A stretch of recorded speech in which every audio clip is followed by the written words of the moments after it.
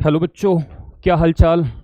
तो आज की जो क्लास रहने वाली है वो अकाउंटेंसी के जो पहला चैप्टर, फर्स्ट बुक का फर्स्ट चैप्टर इंट्रोडक्शन या बोले तो fundamental of partnership, class 12th, और दूसरा गुडविल, दोनों को मर्ज करके एक कंसेप्चुअल वीडियो में मैं आपके लिए लेकर आया हूँ। ठीक है, ये लाने का पर्पज इसलिए भी है क्योंकि जैसे जैसे अब आपके स्कूल्स में आप आगे बढ़ोगे तो आपके एग्जाम्स होने स्टार्ट होंगे, छोटे मोटे एग्जाम्स होंगे, यूटी होंगे या जो भी ऐसे पैसे जो भी होते होंगे आपके जिस भी तरीके के।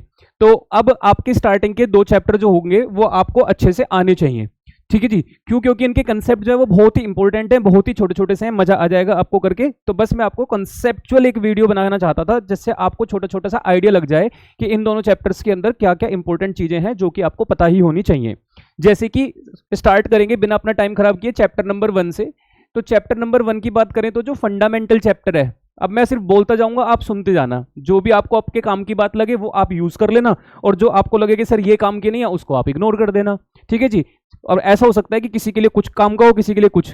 ये भी मैं क्यों बोल रहा हूं, क्योंकि ऐसा हो सकता है कि जो मैं पॉइंट्स आपको, मतलब जो कंसेप्ट मैं आपको बताऊंगा, कोई कंसेप्ट आपको आता होगा तो आपको लगेगा ये तो मेरे काम का नहीं है क्योंकि मुझे आता है, तो आप स्किप करके थोड़ा आगे बढ़ सकते हो। और जिस बच्चे को लगता है कि ये उसके काम का है, उसको नहीं आता, तो वो उसको पढ़ सकता है। तो फंडामेंटल में सबसे फर्स्ट तो जो क्वेश्चन बनने के चांसेस होते हैं वो रहते हैं ओरल पार्टनरशिप से।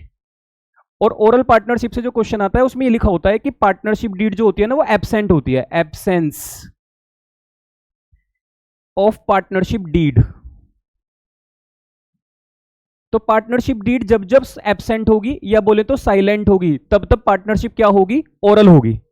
ठीक है जी। अब जब पार्टनरशिप ओरल होगी तो आपको एक बात ध्यान रखनी है, आपको पता नहीं कितने सारे पॉइंट्स लिख कर देंगे, लेकिन आपको जो ध्यान रखना है कि जो भी पॉइंट मिले कि ये होना चाहिए था, एक पार्टनर सैलरी मांग रहा है, कोई पार्टनर कमीशन मांग रहा है, कोई पार्टनर इंटरेस्ट ऑन कैपिटल मांग रहा है, कोई पार्टनर ज्यादा पैसा इन्वेस्ट करके बिजनेस में ज्यादा प्रॉफिट की डिमांड कर रहा है, ऐसे करके बहुत सारी बातें लिखी होंगी। आप कहोगे सर और क्या क्या लिखा होगा? मैंने कहा कुछ भी लिखा हो, सबके आगे एक बड़ा सा लिख देना नोट अलाउड। कुछ भी कोई पार्टनर मांगे कुछ नहीं मिलता, साफ बात, नोट अलाउड। इतनी बात समझ में आ गई? तो फिर फिर इस बार क्वेश्चन बनेगा नोट अलाउड, तो इतना आसान क्वेश्चन आ सकता है। लेकिन 2 बातें और होती हैं जो बच्चा ध्यान नहीं रख पाता। एक तो ये कि जो प्रॉफिट को शेयर करना होता है वो इक्वली होता है, और दूसरा अगर किसी पार्टनर ने लोन पे पैसा दिया हुआ है तो उसको इंटरेस्ट ऑन लोन मिलता है, लेकिन वो 6% पर एनम के हिसाब से मिलता है। ये सिर्फ पार्टनरशिप डीड ना होने पर ये कंडीशन अप्लाई होती है। तो 2 बातें ध्यान रखना, जब भी पार्टनरशिप डीड ना हो तो आपको अगर प्रॉफिट शेयर करना है तो इक्वल करना है, चाहे कोई भी रेशियो लिखा हो, कोई ज्यादा कैपिटल कंट्रीब्यूट कर रहा हो, चाहे कोई वर्किंग पार्टनर हो, इससे कोई फर्क नहीं पड़ता।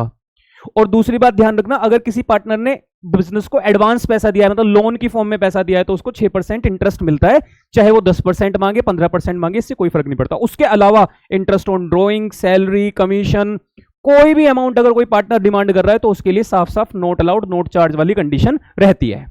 पहली बात तो ये है। तो पहला क्वेश्चन अगर बन सकता है तो ये एमसीक्यू में या किसी भी फॉर्म में 2-3 नंबर का, तो वो इस फॉर्म में आएगा। तो आपको ध्यान रखना है सिर्फ इक्वल प्रॉफिट देना, और दूसरा इंटरेस्ट ऑन लोन कितना देना? 6%। बाकी और कोई भी चीज पार्टनर को अलाउ मत करना या चार्ज मत करना उससे।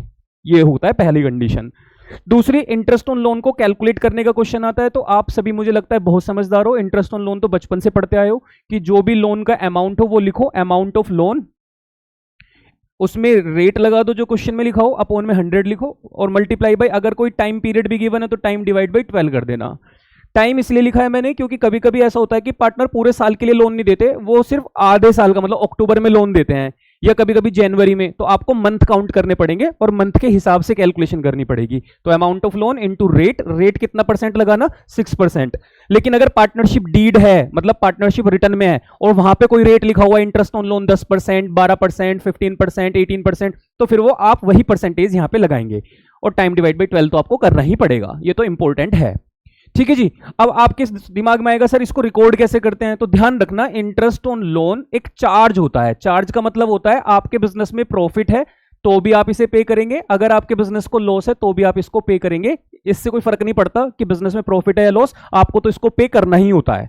तो इस वजह से इंटरेस्ट ऑन लोन चार्ज होता है, प्रॉफिट के अगेंस्ट आपको ये से पे ही करना होता है। तो इसको लिखने का तरीका क्या है? अगर आप profit and loss appropriation account बनाएंगे, अगर क्वेश्चन में P&L एप्रोप्रिएशन अकाउंट बनाने के लिए आ जाए, तो जो आप यहां पे नेट प्रॉफिट लिखते हैं, उस नेट प्रॉफिट में से आप यही ब्रैकेट में माइनस कर लिया करना इंटरेस्ट।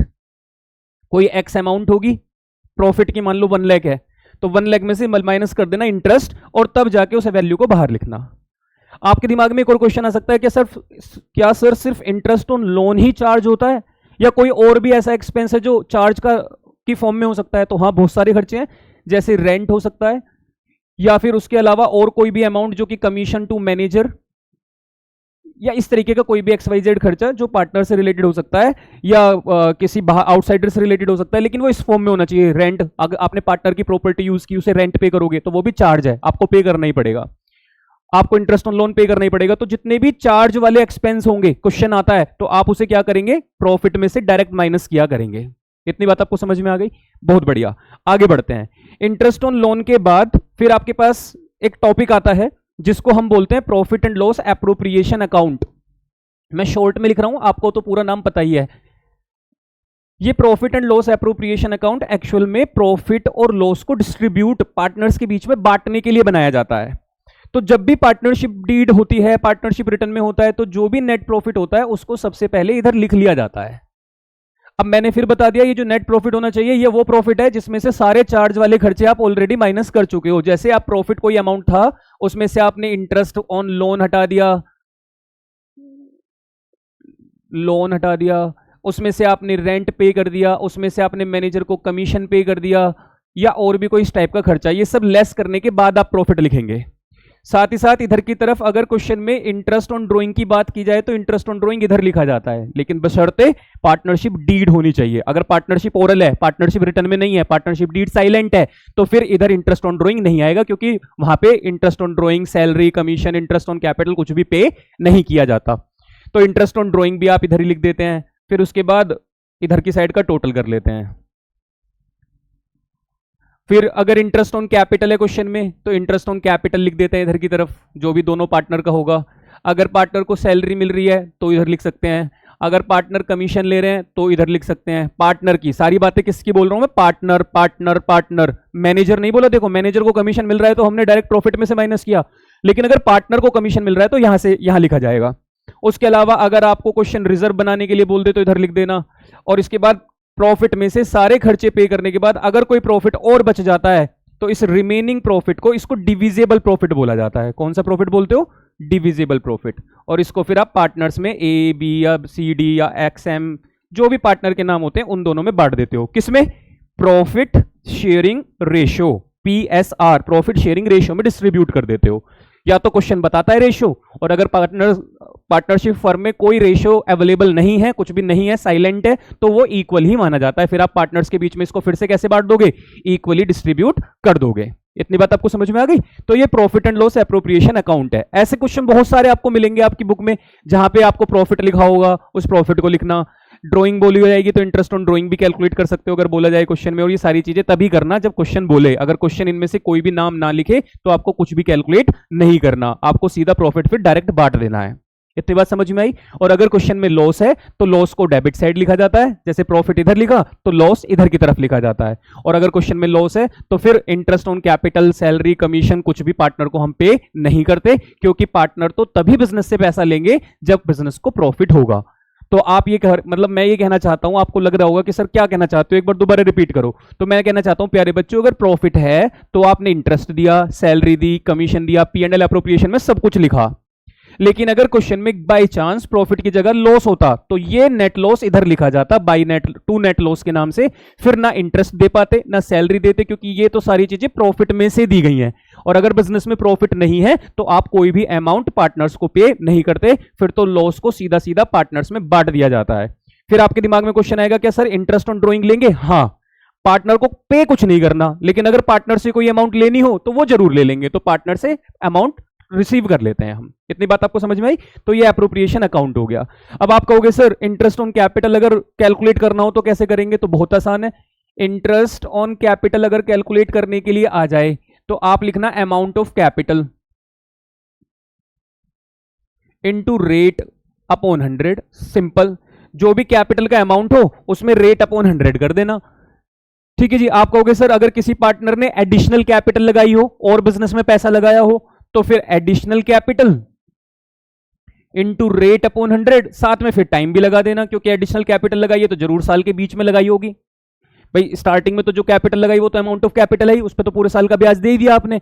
लेकिन अगर किसी पार्टनर ने चलते हुए बिजनेस के बीच में पैसा लगा दिया तो उसको एडिशनल कैपिटल बोला जाता है। तो फिर वो additional capital into rate upon 100, साथ में टाइम और लग जाता है। तो दोनों को प्लस कर लेना, एक तो ये अमाउंट मिला हुआ उसने जो शुरू में पैसा लगाया हुआ था, एक ये जो बीच में लगाया, दोनों को जोड़ देना, इंटरेस्ट ऑन कैपिटल आ जाएगा। इतनी बात समझ में आ गई? बहुत बढ़िया। एक और कंसेप्ट होता है इसमें कि ये जो कैपिटल होती है ना, ये हमेशा हमें ओपनिंग वाली चाहिए होती है, और कभी ओपनिंग कैपिटल क्वेश्चन में ना हो और क्लोजिंग हो तो क्लोजिंग को फिर आपको क्या करना पड़ेगा, ओपनिंग बनाना पड़ता है। अब वो कैसे बनाएंगे, तो उसके लिए देखो एक रफ में फॉर्मेट बता रहा हूं। क्लोजिंग कैपिटल क्वेश्चन वाला आपको प्रोवाइड कराएगा, इसमें प्लस कर लेना ड्रॉइंग्स और माइनस कर लेना प्रॉफिट। बस क्वेश्चन में गिवन होंगी सारी चीजें, बस इसको प्लस माइनस करते के साथ ही जो आंसर निकल कर आएगा वो वापस से कौन सी कैपिटल आ जाएगी, आपकी ओपनिंग कैपिटल आ जाएगी, अमाउंट ऑफ कैपिटल जिसके ऊपर इंटरेस्ट लगेगा। ये कैसे पता करोगे कि ओपनिंग है क्लोजिंग है, तो डेट गिवन होती है 31 मार्च की, अगर कोई कैपिटल है तो वो क्लोजिंग है, तो उसको पहले ड्राइंग जोड़ के और प्रॉफिट माइनस करके ओपनिंग बना लेना। और अगर ओपनिंग है या डेट नहीं लिखी तो फिर ओपनिंग ही मानी जाएगी, फिर तो कोई इशू है ही नहीं। इतनी बात आपको समझ में आती है? बहुत बढ़िया।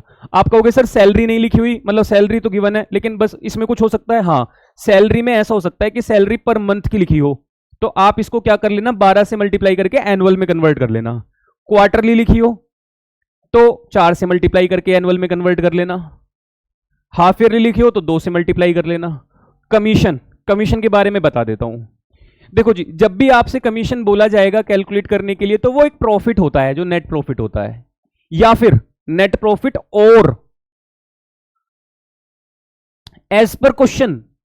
सर एज पर क्वेश्चन का मतलब, कभी कभी क्वेश्चन ये कह देता है कि उस प्रॉफिट पे कमीशन दो जिस प्रॉफिट में से कुछ एक्सपेंसेस जैसे इंटरेस्ट माइनस हो गया हो आफ्टर चार्जिंग या आफ्टर डेबिटिंग कमीशन, सैलरी या चार्जिंग, ऐसे करके लिखा होता है। तो क्वेश्चन में पढ़ लेना कि प्रॉफिट, नेट प्रॉफिट पे कमीशन लगाना है तो नेट प्रॉफिट पे डायरेक्ट, कौन सा नेट प्रॉफिट, जो यहां लिखोगे ये वाला नेट प्रॉफिट। लेकिन अगर क्वेश्चन ने कहा कि इस प्रॉफिट पे नहीं, इस प्रॉफिट में से इंटरेस्ट, सैलरी, कमीशन सब माइनस हो गया हो, तो पहले इन सबको लेस कर लेना, प्रॉफिट में से सब चीज घटा देना। ठीक है जी, तो वो मैंने कहा एज पर क्वेश्चन जो भी प्रॉफिट बोला जाए मल्टीप्लाई बाई रेट अपॉन 100, ये होता है कमीशन। लेकिन अगर क्वेश्चन ने कमीशन को कैलकुलेट करने के लिए लिख रखा है कमीशन चार्ज या कैलकुलेट या provide commission on net profit after charging such commission, ऐसे करके एक और लाइन लिख दी, इसको रट लो, आफ्टर चार्जिंग सच कमीशन और लिखा मिल जाए। कमीशन कैलकुलेट करना है लेकिन आफ्टर चार्जिंग कमीशन ऐसे लिखा हो तो फिर रेट अपॉन 100 के साथ प्लस रेट और कर देना, मतलब 10 अपॉन 110, 5 अपॉन 105, 15 अपॉन 115। ये कब करना है, प्रॉफिट वही रहेगा जो क्वेश्चन बोलेगा, एज पर क्वेश्चन या नेट प्रॉफिट जो भी क्वेश्चन बताए। रेट 15 या 10 या 5 ये क्वेश्चन बताएगा, लेकिन अपॉन में 105, 110, ये मतलब 100 में प्लस रेट तब होगा जब कमीशन कैलकुलेट करने के लिए आफ्टर चार्जिंग सच कमीशन बोला होगा। इतनी बात समझ में आती है? बहुत बढ़िया, वेरी गुड। इसके बाद कमीशन कैलकुलेट करना आ गया तो सर रिजर्व डायरेक्ट बोला जाएगा, जैसे बोले वैसे कर देना। इंटरेस्ट ऑन ड्राइंग बहुत इंपॉर्टेंट। इंटरेस्ट ऑन ड्राइंग की कैलकुलेशन करने के लिए आपको एक चीज ध्यान रखनी है, अभी लिखवा रहा हूं। इंटरेस्ट ऑन ड्राइंग अगर कैलकुलेट करने के लिए आ जाए तो ध्यान रखना annual drawing multiply by rate upon 100। Annual का मतलब 12 महीने की ड्राइंग हो सकती है, क्वार्टरली वही सैलरी की तरह, तो पहले से किस में कन्वर्ट कर लेना, एनुअल में कन्वर्ट कर लेना, into rate upon 100 into average period divide by 12। Average period और चाहिए। अब आप कहोगे एवरेज पीरियड, मैंने कहा इसको कैलकुलेट करने के लिए मैं आपको एक टेबल बना रहा हूं, कैलकुलेट क्या करना है बस टेबल सीख लो। यहां पे मैं लिख रहा हूं टाइम, बिगनिंग, मिडल और एंड। यहां पे monthly, quarterly, half yearly, 6 month end सितंबर, और 6 मंथ एंड मार्च, ऐसे डेट लिखी होगी कि 6 महीने खत्म हो जाते हैं मार्च में, ऐसे करके कुछ लिखा होगा। ये कॉलम बना लो। ठीक है जी। अब अगर मिडिल के लिए 6, क्वार्टरली में भी 6, मतलब अगर क्वेश्चन ने बोला हो ड्राइंग आपकी इंटरेस्ट कैलकुलेट करो हर महीने की मिडिल डेट पर, या हर महीने के क्वार्टरली, या हर महीने के हाफ ईयरली, या 6 मंथ जो सितंबर में एंड होते हो, या 6 मंथ जो मार्च में एंड होते हो, तो ये है 6 6 3 9, 6 6 6 और 6 और 3 9, ऐसे है।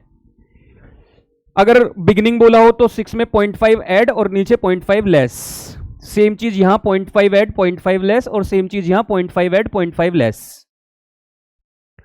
क्वार्टरली में 1.5 ऐड 1.5 लेस, ऊपर की तरफ चलेंगे तो 3 ऐड 3 लेस, ये आपको ध्यान रखना है। और अगर sir monthly, quarterly, half yearly, 6 month कुछ नहीं बोला, बस क्वेश्चन कह रहा है एनुअल ड्राइंग, तो भी एवरेज पीरियड 6 मंथ ही लगाना अपनी तरफ से, मान लेना मिडिल में ही हुआ होगा। इतनी बात आपको समझ में आ गई, कोई प्रॉब्लम नहीं है यहां तक। ये हुई इंटरेस्ट ऑन ड्राइंग की बात, ठीक है जी, ओके।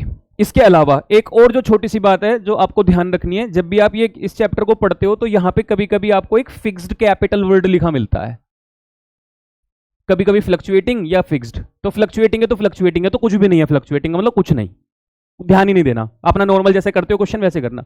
लेकिन कभी कभी फिक्स्ड कैपिटल लिखा जाए तो ध्यान रखना, जो भी पार्टनर का आप नाम लिखते हो उसके साथ करंट अकाउंट लिखा जाएगा।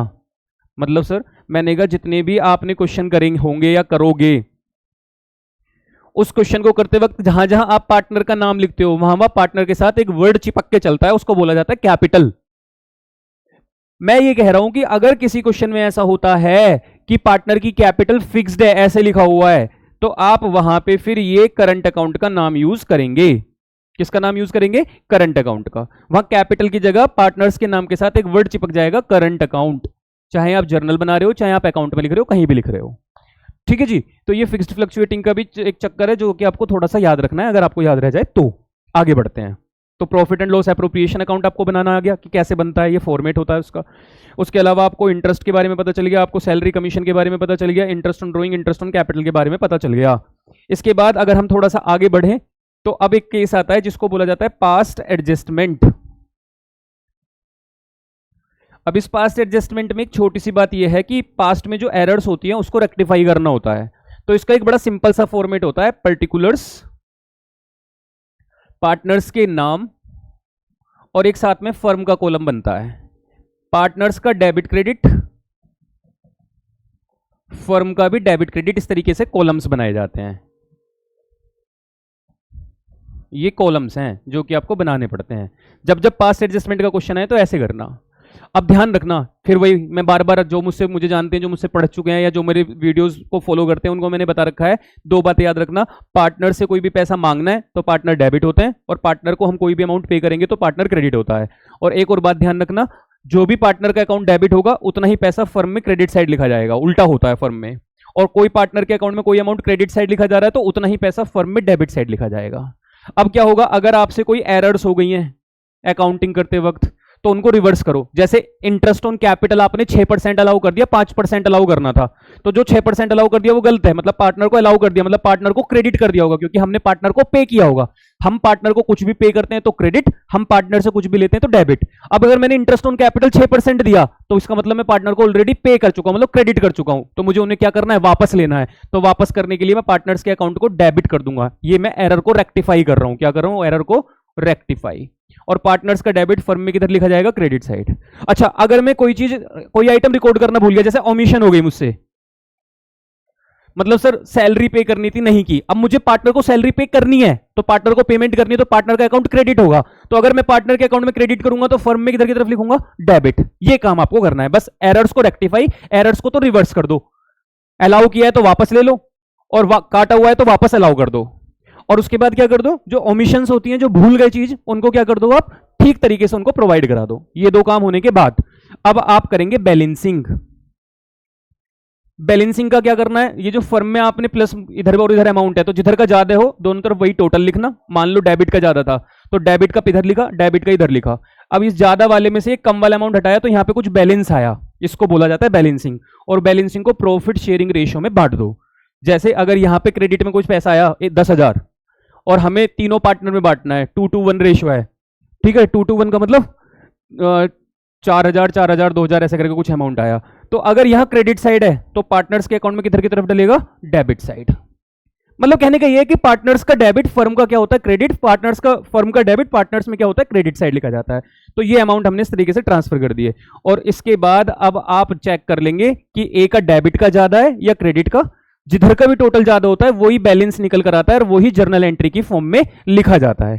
इसके लिए मैं आपको एक क्या कहते हैं, डिस्क्रिप्शन में एक लिंक लगा दूंगा वीडियो का, आप उसको देख सकते हैं। उसमें मैंने क्वेश्चन की प्रैक्टिस कराई हुई है। तो मतलब ये तो था हिंट कि कैसे टॉपिक किया जाता है। और अगर इसके क्वेश्चन की प्रैक्टिस करनी है तो मैं डिस्क्रिप्शन में एक लिंक लगा दूंगा, आप उस पर जाके पास्ट एडजस्टमेंट के क्वेश्चन की प्रैक्टिस कर सकते हो। अब चलते हैं वापस से अपने profit and loss appropriation account में। देखो बच्चों, होता क्या है, ये जो हम profit and loss appropriation account बनाते हैं, इस अकाउंट के अंदर जब सारा काम हो जाता है तो एक टॉपिक और जन्म ले लेता है, गारंटी। कभी कभी हम किसी पार्टनर को गारंटी दे देते हैं कि भाई तेरा प्रॉफिट मिनिमम है, इतना तो रहेगा ही। ऐसा समझ लो जैसे हमने पूरा क्वेश्चन खत्म किया तो ए के अकाउंट में 10,000 और बी के अकाउंट में 8,000 रुपए, 10,000 और 8,000 रुपीज पहुंचे। तो हमने बी को ये गारंटी दी थी कि भाई तुझे जितना भी पैसा होगा, कितना ही भी हो बिजनेस को, प्रॉफिट हो लॉस हो, तुझे हर साल 10,000 रुपीज मिलेंगे। कितने मिलेंगे? 10,000। अब अमाउंट कितना आ गया उसके अकाउंट में? 8,000। तो ये 8,000 और 10,000 में देखोगे तो 2,000 रुपीज शॉर्ट रह गए, डेफिशिएंसी हो गई। तो इस 2,000 को वो पार्टनर देगा जो, जैसे बी को गारंटी मिली है तो ए पार्टनर है, तो ए के अकाउंट से 2,000 रुपए कटेंगे, तो मैं ए से तो माइनस कर दूंगा 2,000 और बी में प्लस कर दूंगा 2,000। आप कहोगे सर अगर 3 पार्टनर होते और सी को गारंटी मिली होती तो ठीक है, सी को गारंटी दी होती, मान लो 2,000 रुपए उसके अकाउंट में प्लस करने होते तो ए और बी मिलकर देते, ऐसा क्वेश्चन बता देगा, आपको बता देगा किसने गारंटी दी है। तो ए और बी दोनों में से माइनस होते, कितने कितने सर, क्या पता 1,000 होते। हाँ, अगर क्वेश्चन ने कहा होता इक्वली गारंटी दी है, क्या पता क्वेश्चन ने कुछ और बोला होता, चाहो जो बोला हो वो उस तरीके से गारंटी को फुलफिल किया जाएगा। इतनी बात आपको समझ में आ गई? बहुत बढ़िया। तो गारंटी का कंसेप्ट भी आ सकता है, इसको आप इसी तरीके से सॉल्व कर सकते हो। तो बेटा फर्स्ट चैप्टर के अंदर टोटल मिलाकर हमारे पास ये 4-5 कंसेप्ट हैं जो कि आपको थोड़ा सा पता होना चाहिए, होना ही चाहिए पता। ठीक है जी। इसी के साथ साथ एक और बात जो कि चैप्टर नंबर 2 है, जिसमें आती है गुडविल। ये भी इंपॉर्टेंट है। गुडविल को कैलकुलेट करने के लिए 2 प्रॉफिट मेथड है, एक है एवरेज प्रॉफिट मेथड और एक है सुपर प्रॉफिट मेथड। अब अगर एवरेज प्रॉफिट मेथड है तो या तो होगा सिंपल एवरेज से, तो गुडविल अगर कैलकुलेट करनी है तो average profit multiply by number of years purchase, मतलब हम कितने साल तक कंसिस्टेंटली यही प्रॉफिट कमा सकते हैं। और अगर वेटेड एवरेज प्रॉफिट है तो भी गुडविल तो सेम ही है, बस वेटेड एवरेज प्रॉफिट लिख दो